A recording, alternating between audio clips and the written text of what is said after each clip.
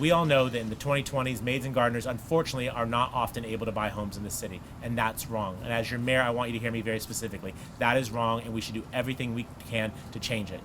This project and what you're all here to support today will change that story for hundreds of families, many thousands over the length of the life of this building.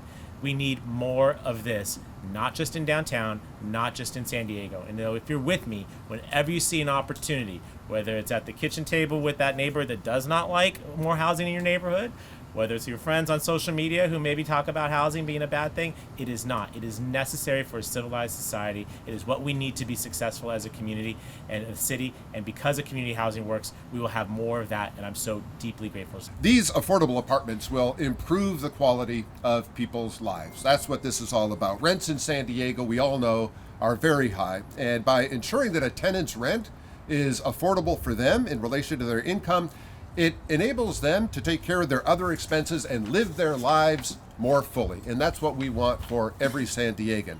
The residents who are going to live in this location are going to love the location. Balboa Park is right up the street here.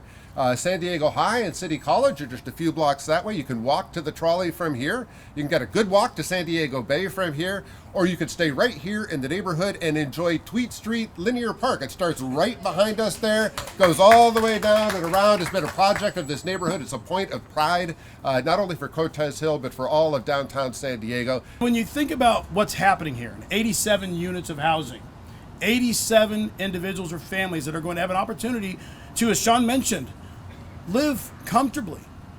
We're going to have vouchers that are tied to the project. So even if an individual or family leaves, that voucher stays with the project, and the next person will be able to step up and enjoy the comforts of this development.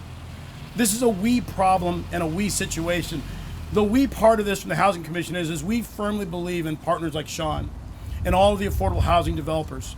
We're providing a loan, we're providing federal funds. The money is one thing, but the partnership that involves PATH and providing the support for the residents, and the partnership that is the Housing Authority and the mayor and the council, and the partnership that are all my colleagues at the Housing Commission, where we've made a decision that this isn't just about housing, this is about people.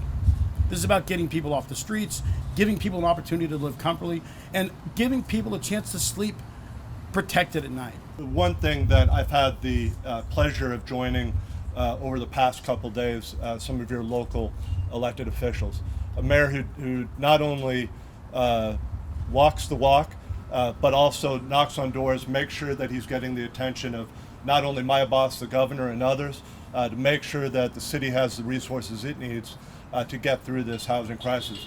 This is an incredible project. This is exactly the type of thing that the state likes to see, where you have layers of the community coming together, whether that's the federal government, whether that's private industry, whether that's the state, all coming together to make sure that projects like this kick off and work well. We realized that we definitely wanted to have a building that could serve folks that have come out of homelessness and are being rehoused after some time. But also we thought about it in terms of an innovative idea. What if we really approach this by thinking about those people that are most at risk of falling into homelessness in the first place? So if we can build a community that is focused on helping those folks before they even reach that point, we can help stem the tide of the homelessness crisis. Many of you probably know this site previously held a vacant building and land that was neglected. What had started out as a motel in the 70s and then transitioned to a family shelter had turned into a dilapidated nuisance for the surrounding residents. In speaking with the team and learning more about the history of this development, what stood out is that it won't only be the future residents whose lives will be positively changed. The neighborhood as a whole will be improved through the changes CHW and our partners have initiated. A little over a year from now, the site will house residents who are very low income with a 30% area median income cap. Some of those residents are likely formerly homeless, and all 88 units will have project-based vouchers, ensuring their stability and their opportunity to continue living here for the long term. 14 units will be set aside for permanent supportive housing. Those permanent supportive housing units, occupied by those with higher needs, will get a case manager, and all remaining units will receive services from PATH.